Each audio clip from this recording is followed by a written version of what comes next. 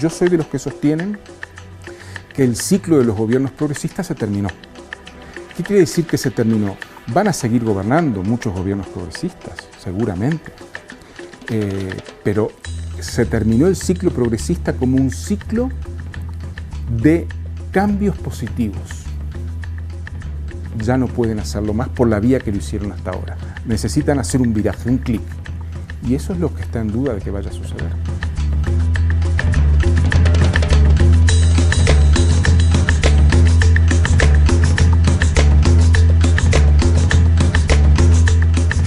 No se transita a un modelo nuevo firmando un decreto. El tránsito a un modelo nuevo es un conflicto social, político y cultural de primer orden. Y no se va a producir sin ese conflicto. El problema es que los gobiernos progresistas han renunciado a ese tipo de conflictos, que no es un conflicto hacia afuera, es un conflicto interno, y no solamente con la derecha, incluso con la propia base social. Bueno, nos encontramos con el escritor y pensador uruguayo Raúl Sibeki, a quien queremos agradecerle en nombre de los periódicos Le Monde Diplomatique desde abajo la invitación a esta charla. Comencemos un poco con la coyuntura, la situación del vecindario, el caso de las sanciones a Venezuela y la declaratoria por parte de los Estados Unidos de que ese país es un peligro, la multitudinaria manifestación en Brasil a Dilma Rousseff y las manifestaciones a favor y en contra de Cristina Kirchner. A pesar de que los sucesos son de origen tan diverso, podría decir uno que obedecen a algún hecho en común, podríamos interpretar que tienen algún aspecto en común. Para mí hay un cambio de ciclo en América Latina y en concreto en Sudamérica. Ese cambio de ciclo viene de la mano de un agotamiento del modelo de commodities, de exportación de commodities, a raíz, en gran medida, de la baja de los precios de las commodities. El petróleo a la mitad y otras commodities, como la soja y otros productos de exportación, que tienen una fuerte caída en los precios.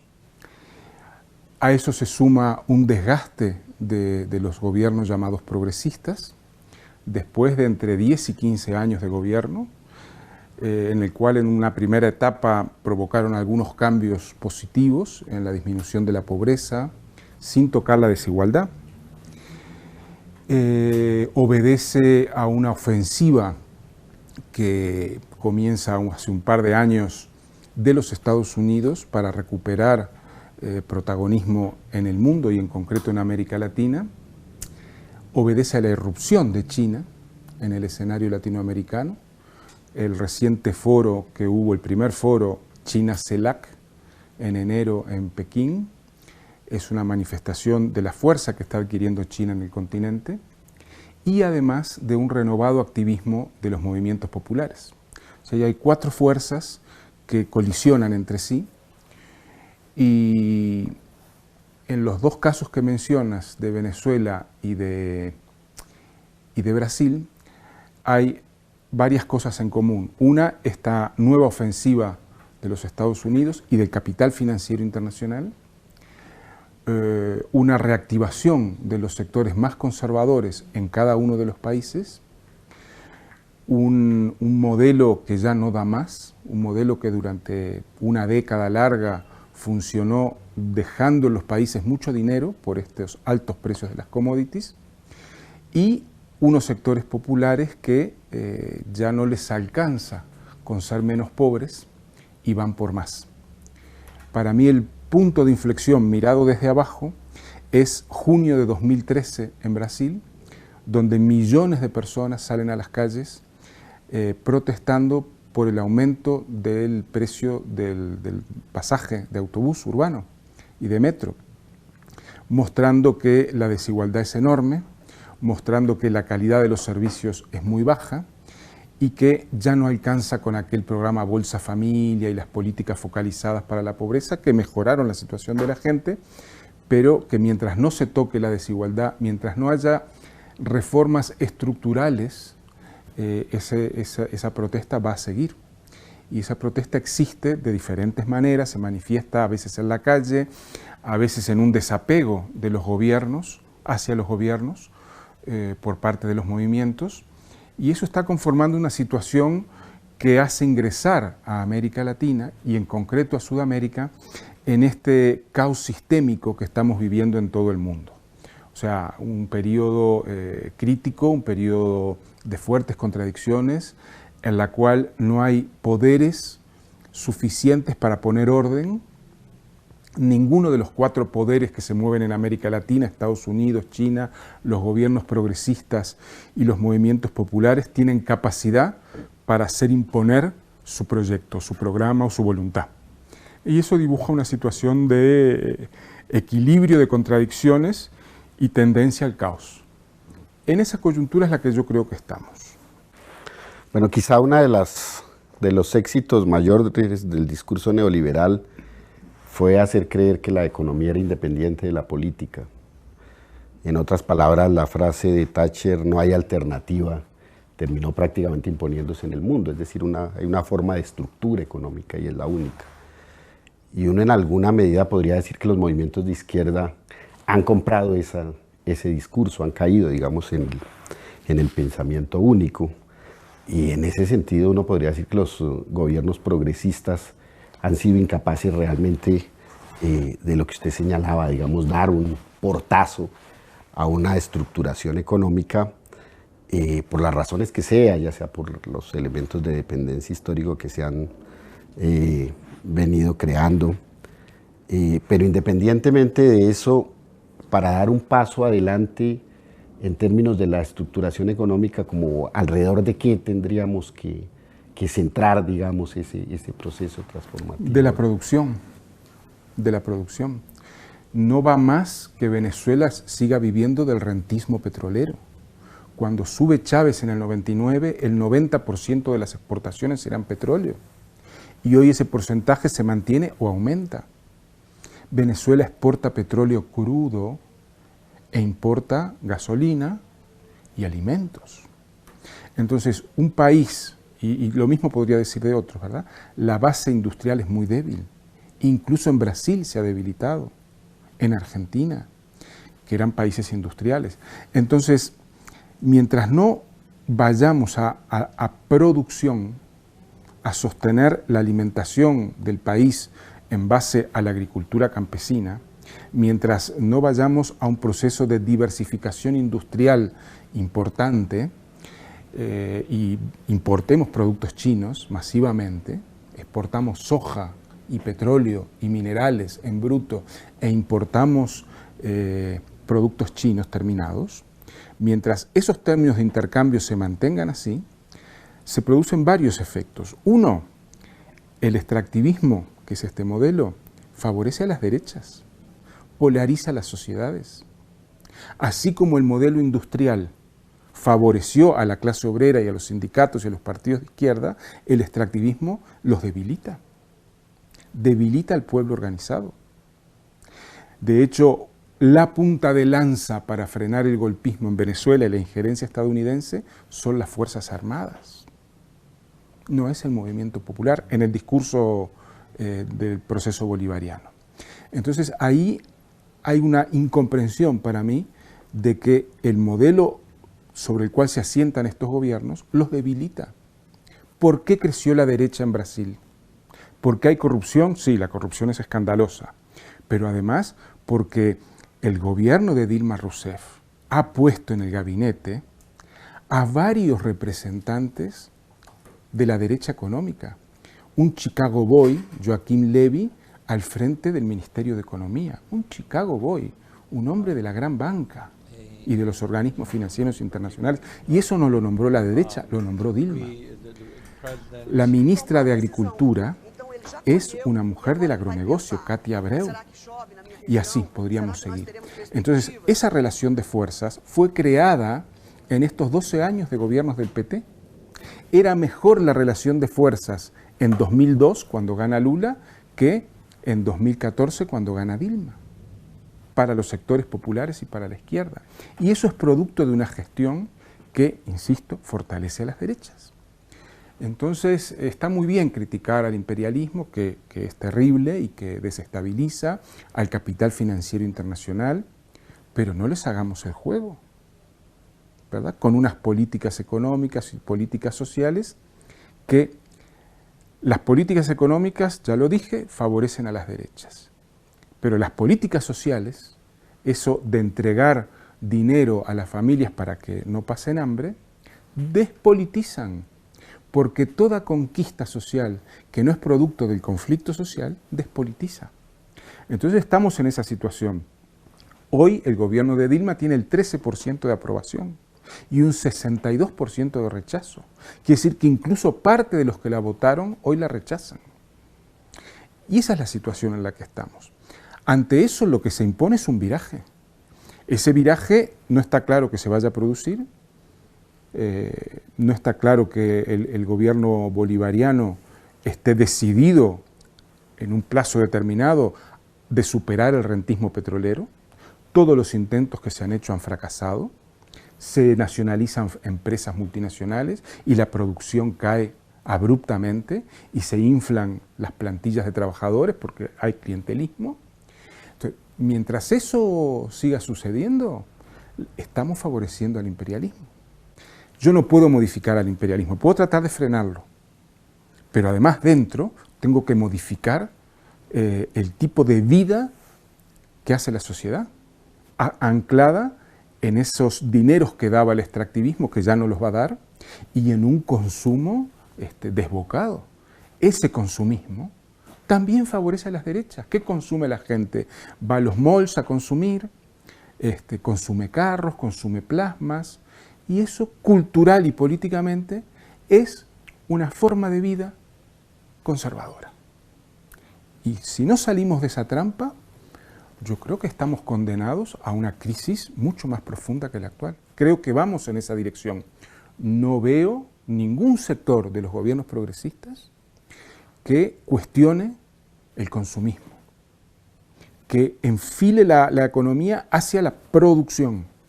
Hay alguna declaración como la de Mujica, crítica del consumismo, pero no alcanza con declaraciones. Hay que poner en marcha políticas.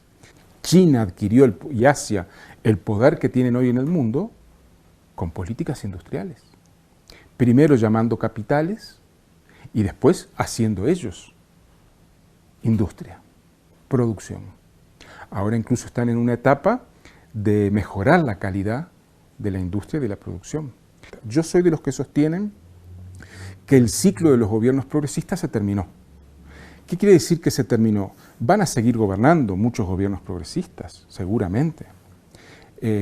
Pero se terminó el ciclo progresista como un ciclo de cambios positivos. Ya no pueden hacerlo más por la vía que lo hicieron hasta ahora. Necesitan hacer un viraje, un clic. Y eso es lo que está en duda de que vaya a suceder. Digamos que esas alteraciones en la base productiva y esos procesos de industrialización se enfrentan, por lo menos en el discurso, a una objeción, y es que en la situación actual de la división del trabajo, digamos, hay unas ventajas tecnológicas enormes que le impedirían a estos países, digamos, arrancar un proceso de industrialización, porque la competencia en términos de los precios, si es que se pudieran producir cierto tipo de artículos, sería mayor. Digamos, una de las lógicas del discurso neoliberal precisamente se basa en eso, en la ventaja comparativa. Incluso en la agricultura creo que nos han impuesto ese discurso que de alguna manera puede tener una base cierta. Entonces eso nos obligaría de alguna manera a señalar una alteración de lógicas. Por poner un ejemplo, si vamos a volver a producir maíz, independientemente de si el costo de ese maíz es mayor que el costo del maíz transgénico en los Estados Unidos, tendríamos que hacerlo sobre la base de que estamos reconquistando de alguna manera nuestra autonomía. En un momento, digamos, donde los medios de comunicación son tan fuertes, este tipo de discursos, pues, que irían en contravía de principios como la eficiencia, pues, que tenemos tan introyectados en la cabeza, ¿sería posible?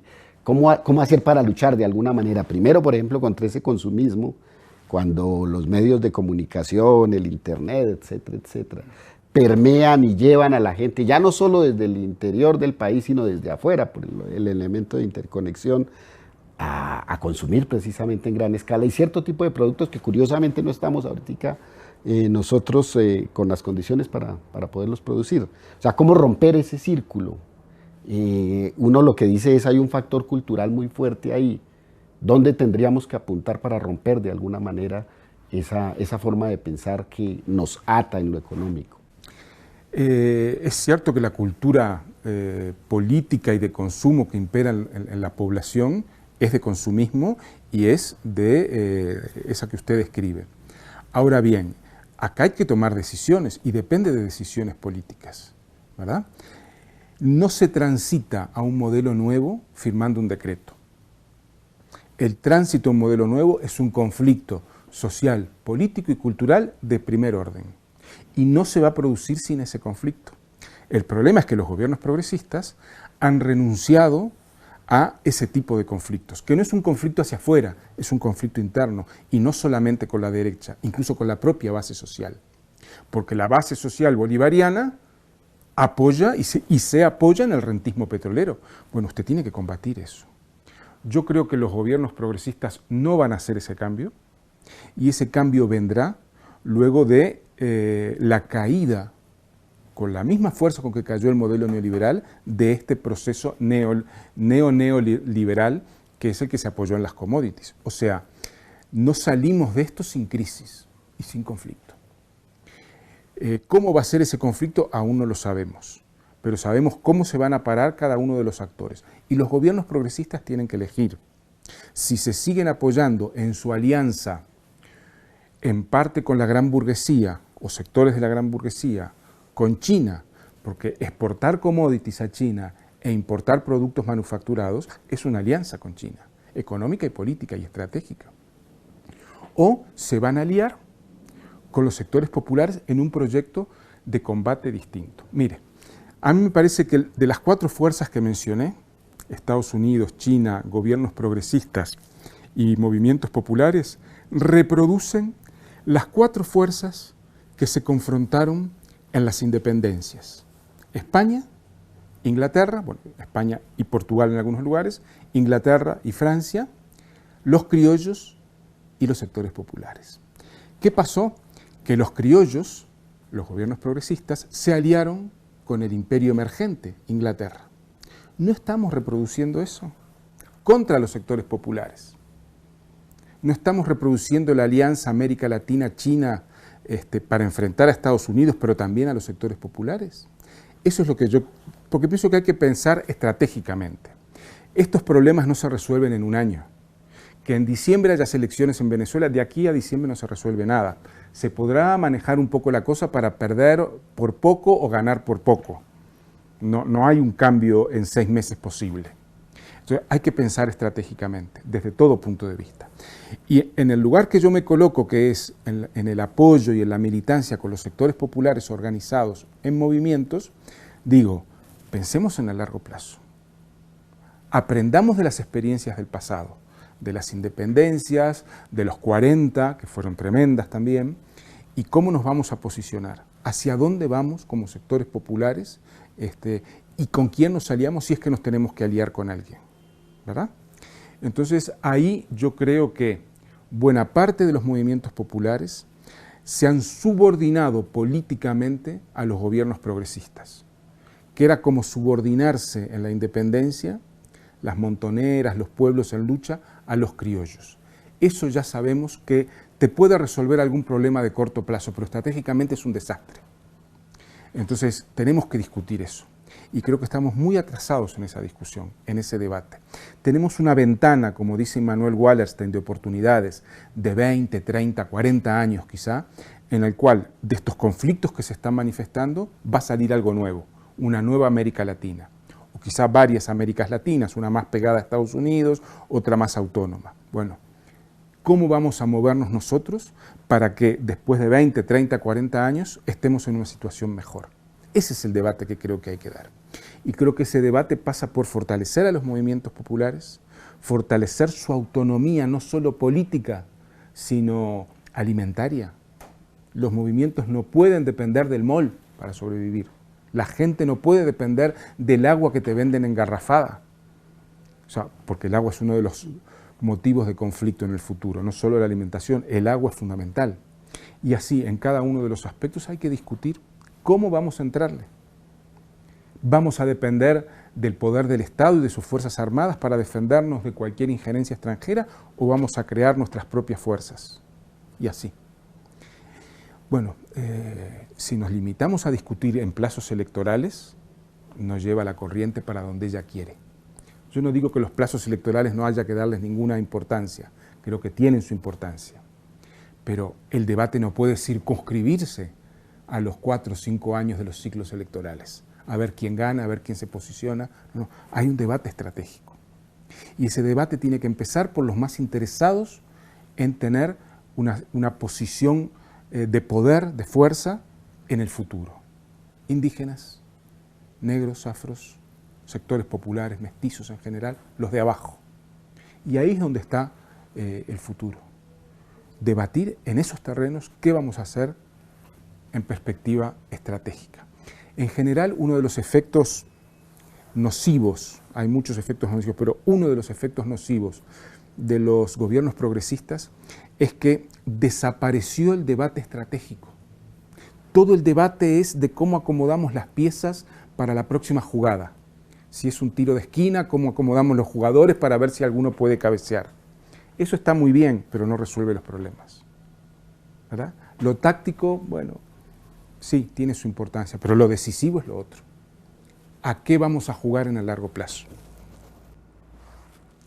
Usted ha sido uno de los intelectuales, creo yo, que más se ha acercado a los movimientos de base y que yo diría conoce muchos más que el promedio de los intelectuales latinoamericanos. Y usted acaba de señalar que hay una dinámica ahí muy fuerte y que de alguna manera hay una contradicción entre los movimientos populares, por ejemplo, y los gobiernos progresistas. Hay una discusión de alguna manera en términos estratégicos sobre si esa estructuración de abajo no tiene de alguna manera que unirse con las macropolíticas. ¿Cómo hacer, digamos, que esos movimientos organizados, digamos el caso zapatista, pueda incidir de una manera más fuerte, pues para seguir con el ejemplo en México y así en otros países? Es decir, cómo hacer que haya eco de los movimientos populares más organizados, más avanzados a nivel nacional. ¿Se podría plantear eso? ¿O el ritmo que han venido manejando, que algunos dicen que es de muy, muy largo plazo, es el más conveniente, digamos, para un futuro mejor? ¿O habría medidas pues, que podrían potenciar estos movimientos para que de alguna manera dimensionaran mucho más la necesidad de actividad política en la sociedad como un todo? En general, la forma de operar de los movimientos ha sido esta. Una base social más o menos fuerte, procesos electorales o de política nacional, y entonces las dirigencias se dejan de orbitar en torno a lo construido en la base para orbitar en el entorno de lo electoral. Eso ha pasado en Brasil, ha pasado en Colombia, con los indígenas y en muchos otros países. Pero una vez que dejan de orbitar en torno a lo construido en la base para hacerlo en el terreno de la política grande, como suelen decir, en mi país hablan de jugar en la cancha grande, o sea, en el campín, ¿verdad? Porque si jugamos en el barrio eso no tiene importancia. Bien. Y lo han hecho a costa de desmantelar la base. Eso ha sido lo que ha sucedido. Entonces eso es, como solemos decir, pan para hoy y hambre para mañana. Algunos dirigentes se colocan en cargos estatales o electivos o como administradores y la base social se desmantela. Entonces lo que te permitía sostenerte en el largo plazo se desfonda y queda solo una representación cupular que cae en poco tiempo, o porque la compran, o porque se vende, o porque deja de tener base de sustento. Entonces, eso no sirve. Hoy abandonar la base social es suicidarse estratégicamente. Y yo creo que ese suicidio estratégico lo estamos presenciando en muchos lugares. Y luego recomponer esa es muy difícil. Porque yo les voy a estamos en Bogotá, Colombia, ponemos un ejemplo. El CRIC se forma en el 1971, el Consejo Regional Indígena del Cauca. No lo digo yo, lo han dicho ellos, lo que voy a decir. Fruto de un largo proceso de acumulación. Ahora, si tú en un breve proceso desmantelas eso, ¿verdad? ¿Cómo lo recompones? No sabemos. Se requeriría otro largo y probablemente más largo proceso porque la cosa está minada desde dentro para crear otra realidad, volver a tener una base social fuerte. Entonces yo creo que la forma de encarar la estrategia es distinta. No es decir, tengo una base social y veo cómo se transforma la sociedad entera, el país entero. No. Es decir, esta base es importante, hay que cuidarla. Cuando lleguen los momentos decisivos, cuando la barca se hunda, ¿verdad? La sociedad tendrá una referencia para reorganizarse. Si la barca no se hunde, si no hay diluvio universal y no hay arcas de Noé, la transformación va a ser imposible, a escalas más macro, ¿verdad? O sea, la gente no se suma a proyectos de sociedades otras, de sociedades alternativas, porque racionalmente lo haya entendido. Eso es falso. En la historia de la humanidad nunca sucedió así. Se suma porque no tiene más remedio y porque ve que ahí hay una alternativa de vida y de sobrevivencia en momentos caóticos. Y el mundo marcha, y eso es lo que tenemos que entender, a un periodo de caos extremo, caos climático, caos sanitario, además de caos político, de guerras, o sea, va a haber guerras mundiales. Ya para muchos hay guerra, ¿verdad? Quien vive en Afganistán está en guerra permanente. Quien vive en Irak o en Siria está en guerra permanente. Bueno, eso tiende a expandirse en el mundo, en Ucrania, en Libia. Esa es la realidad que vamos a enfrentar nosotros. Alguien puede pensar, y si es muy duro esto que voy a decir, pido disculpas, que Venezuela está tan lejos de un horizonte como el de Siria. ¿Es impensable esto? ¿Verdad? Y no solo por una posible invasión yanqui o un cerco más fuerte que el de ahora, por las propias contradicciones internas. Esos son los escenarios del futuro para los cuales no estamos nada preparados. Entonces, ¿por qué si Siria durante 40, 50 años fue un país estable, gobernado por una autocracia dictatorial feroz, pero estable, en 2 o 3 años es el desastre? Una guerra absolutamente destructiva, en la cual la mayoría de la población huye del país. ¿Por qué alguno de nuestros países no puede vivir una situación así? Eso entra en los cálculos. Como pasó en Libia, como está pasando en Siria, bueno, sigue pasando en Libia, en Ucrania, en las puertas de Rusia, en la bisagra entre Europa y Rusia. Entonces, esos son los horizontes en los que tenemos que pensar cuando hablamos de estrategia. Si no, no hablemos de estrategia, hablemos de elecciones. Cuando hablamos de estrategia, tenemos que pensar en cómo nos vamos a parar cuando venga el diluvio. Cuando nuestra lucha de clases genere el diluvio, porque nosotros no somos ajenos a este clima, ¿verdad? Nosotros pugnamos por lo nuestro, pero ese choque de fuerzas genera esta situación que ha sido definida como de caos sistémico. Bueno, vamos hacia eso, discutamos eso, no rehuyamos por temor o por incomprensión que nos acercamos a momentos críticos como fueron las independencias. ¿Qué fueron las independencias? ¿Qué fue el proceso que desembocó en el asesinato de Gaitán? Procesos muy conflictivos, muy caóticos, y había una potencia como Estados Unidos hegemónica que era capaz de poner orden, su orden, imponérselo al resto.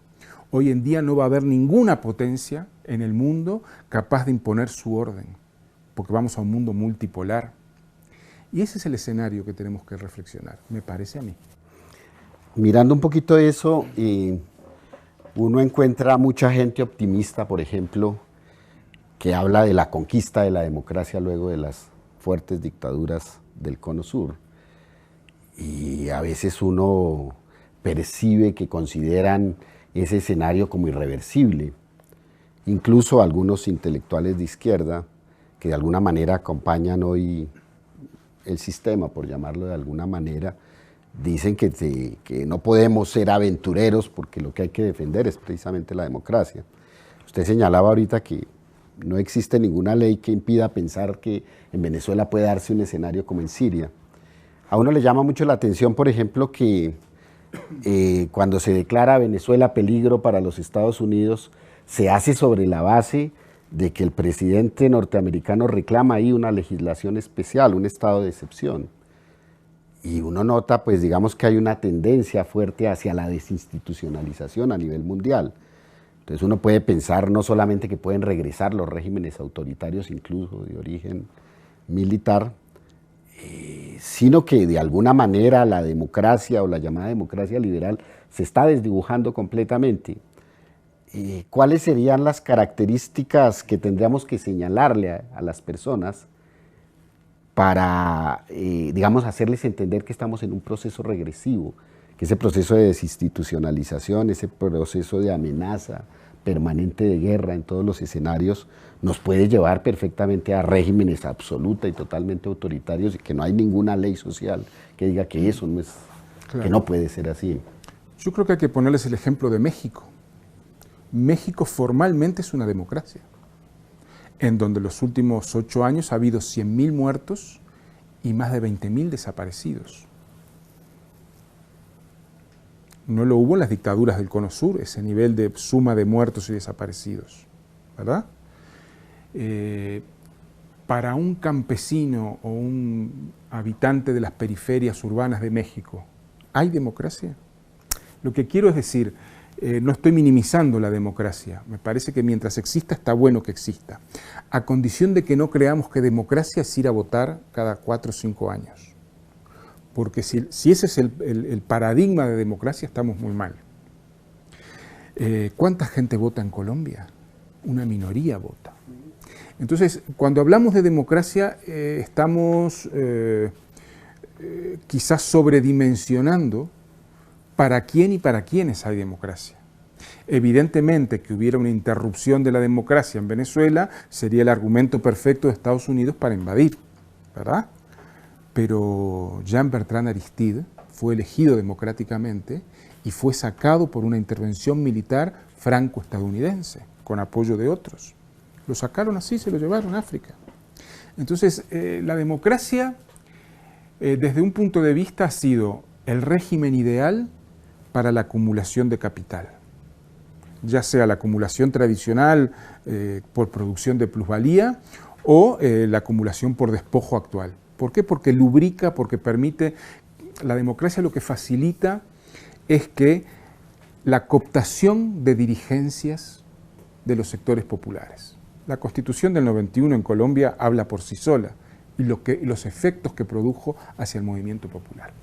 Ahora, para los sectores populares, la democracia es también un elemento de autodefensa, un paraguas que puede facilitarles la autodefensa.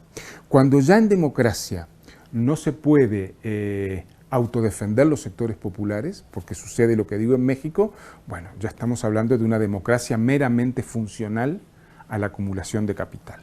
Todavía en muchos países tenemos la posibilidad de que las instituciones democráticas nos faciliten ese paraguas protector, o por lo menos a medias. Pero eso cada vez está siendo menos. Eso cada vez está en mayor retroceso, precisamente por esta situación caótica que estamos ingresando en América Latina. Ayer o antes de ayer, Lula sostenía que en Brasil había que hacer un cambio constitucional y hacer una nueva ley de prensa. Lo que uno puede de alguna manera leer en esas declaraciones es nuevamente esa fe en los decretos, de un lado, y del otro que de alguna manera el sesgo que puedan generar los medios de comunicación, digamos, pueden remarcar en el caso particular de cuando accede al gobierno un movimiento progresista, lo que podríamos llamar negativo, y dejar de lado lo positivo, y sucede lo contrario cuando accede al gobierno un movimiento de derecha, porque obviamente pues si favorece al capital y los medios de comunicación son del capital, pues tendríamos nosotros pues que hay un interés de la prensa. Ecuador vivió un cambio en la ley de prensa y Argentina también. ¿Cómo mirar, digamos, el problema de la divulgación de ideas? ¿Cómo ver la función de la prensa en términos de ese cambio cultural, de alguna manera que necesitaría una nueva sociedad? ¿Cómo ubicarnos, pues, frente a este monopolio de la información que sin duda me parece a mí que tiene una importancia capital en la sociedad? ¿Cómo tratar de romper, pues, digamos, de alguna manera esas barreras que el día de hoy tenemos? Sí, el papel de los medios es importante en dos puntas, el emisor y el receptor. Quiero decir, los medios manipulan la información, manipulan los hechos, pero la población se conecta a los medios. Entonces, yo creo que hay que limitar ese poder de los medios, pero sobre todo hay que trabajar en la población para educarla políticamente y que tenga capacidad de información autónoma. Hoy en el mundo uno entra a Internet y sobre un mismo hecho hay varias lecturas distintas. Tú entras a Telesur, a Russia Today, a Diario del Pueblo de China, y a la diversidad, o Al Jazeera, la diversidad de medios que hay, tú puedes tener sobre un mismo hecho otra campana. O sea, yo lo que aspiro es que ese poder de los medios sea frenado, pero sobre todo que la población pueda elegir dónde se informa. Y eso es un problema de educación política. Porque si no, podemos caer en algo parecido a lo que fue la Unión Soviética, ¿verdad? El Estado tiene el monopolio de los medios de comunicación, o sea, la población recibe la información que el Estado quiere, pero la población no se lo cree. O sea, me explico, ¿no? Ahí hay un problema también. Entonces, yo aspiro a la politización de la población para que tenga el mayor grado de autonomía para poder informarse. Y por supuesto a los monopolios mediáticos frenarlos. Pero las dos cosas, no una. Y lo que han hecho muchos de los gobiernos es leyes que ponen ciertos límites, no los desarman, porque en Argentina el Grupo Clarín sigue siendo igual de poderoso y la gente se informa en esos medios antes que los medios afines al gobierno, aún los propios votantes del gobierno. Entonces, ¿qué está pasando ahí? ¿Por qué? Bueno, porque es necesaria una educación política, ¿verdad? Autoeducación política, trabajo con la población, con la gente, para que se informe. Cae un avión en Ucrania.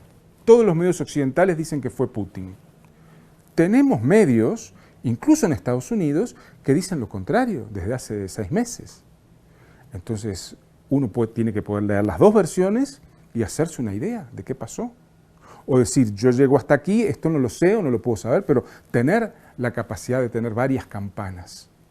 Y eso es fundamental, eso es fundamental. En la época del movimiento obrero de los años 30, 40, la gente elegía qué periódicos compraba y qué versiones aceptaba o no, ¿verdad? Entonces, eso es politización. Lo que pasa es que estamos en procesos de despolitización, en los cuales el caudillismo de izquierda también fomenta la despolitización, porque es la palabra del caudillo y lo demás, no, las cosas no son así, no pueden ser así.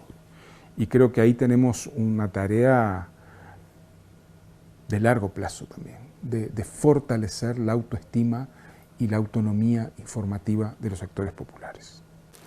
Desde la famosa frase de Mariátegui, ni calco ni copia, sino creación heroica, digamos que estamos reclamando elementos de originalidad en nuestro quehacer cotidiano y en el político. Uno podría decir que el concepto de buen vivir que quedó plasmado en la Constitución de Ecuador y de Bolivia es como una buena guía para empezar a desarrollar nuestra originalidad. ¿Qué opina usted del concepto de Sí, buen vivir? Me gusta mucho el concepto de buen vivir. Ya el mercado lo ha transformado en consumir más, ¿no? Pero bueno, si asumimos lo que es el buen vivir, que es una vida auténtica, austera. ¿Por qué digo austera? Pues yo creo que el principal valor que tiene la gente es la autonomía.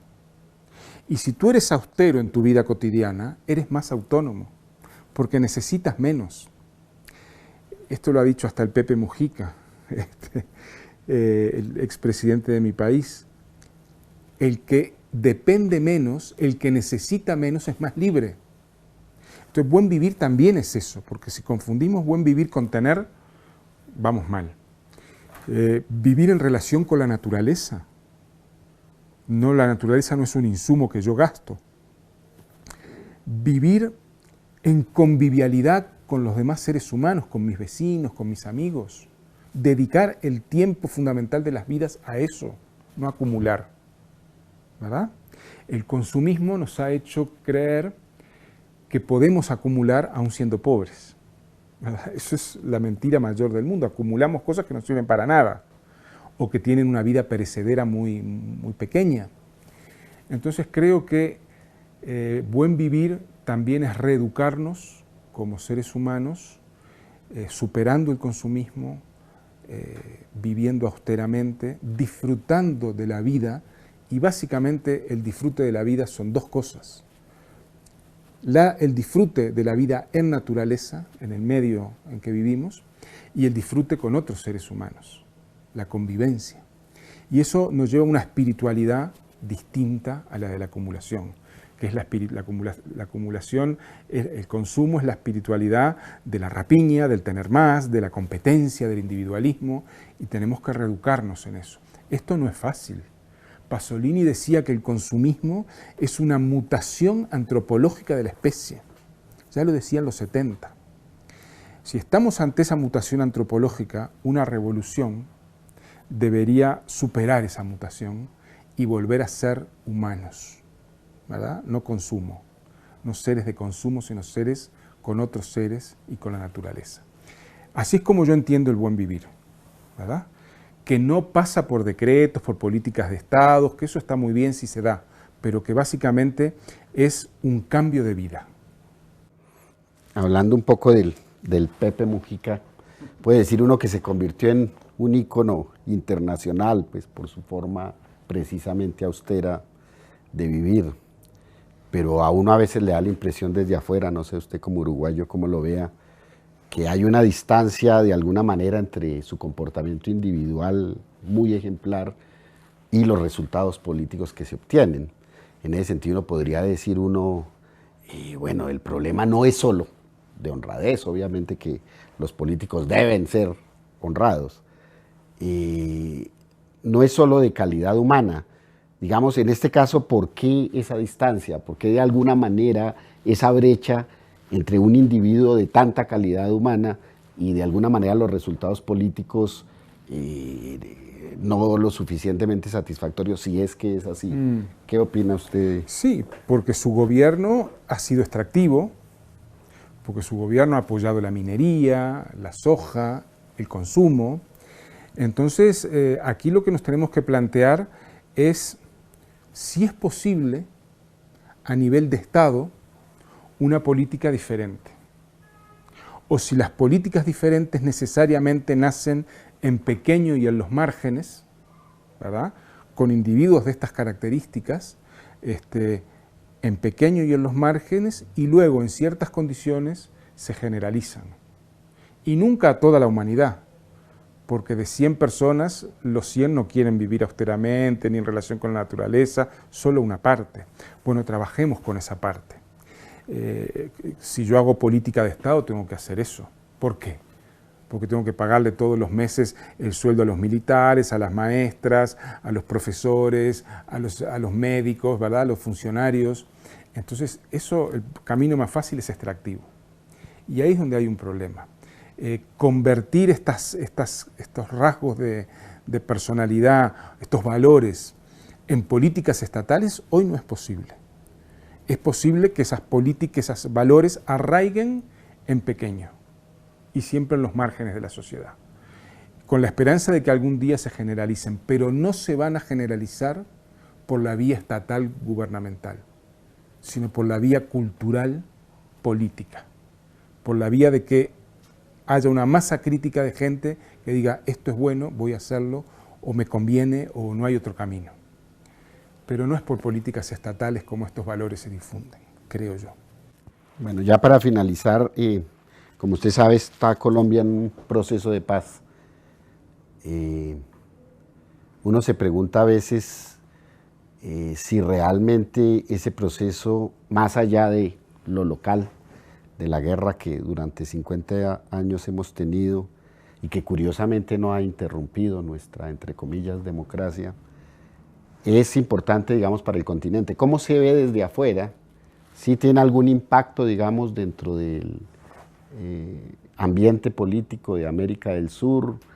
¿Se pueden generar desde esa dejación de armas, que creo sería la primera vez? Bueno, hay algunos casos como el de Venezuela de pronto, pero digamos no de esa dimensión, en los años 60.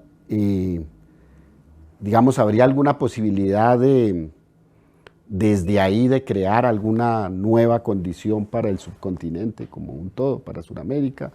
¿O realmente se trata de un evento meramente local? ¿Cómo se ve desde afuera el asunto? Yo creo que el fin de la guerra es necesario, es importante, es beneficioso para todos y es beneficioso para retomar la lucha por un futuro mejor en condiciones mejores. No es con este nivel de militarización como vamos a recuperar la lucha, el camino de luchar por una sociedad mejor. La paz se va a dar, no tengo tan claro si va a haber desmilitarización de la sociedad colombiana. Yo apuesto a que la paz sea el comienzo de un proceso de desmilitarización, para lo cual tendría que haber no solo dejación de armas de las guerrillas, sino también de los paramilitares y una actitud diferente de las Fuerzas Armadas hacia la población. Eso está muy lejos todavía. Pero así todo, con esas limitaciones, creo que el fin de la guerra es un proceso importante para Colombia y para toda la región. Bueno, le agradecemos mucho, Raúl, por su charla, en nombre nuevamente de los periódicos Desde Abajo y Le Monde Diplomatique. Esperamos tenerlo nuevamente por acá. Bueno, gracias a ustedes.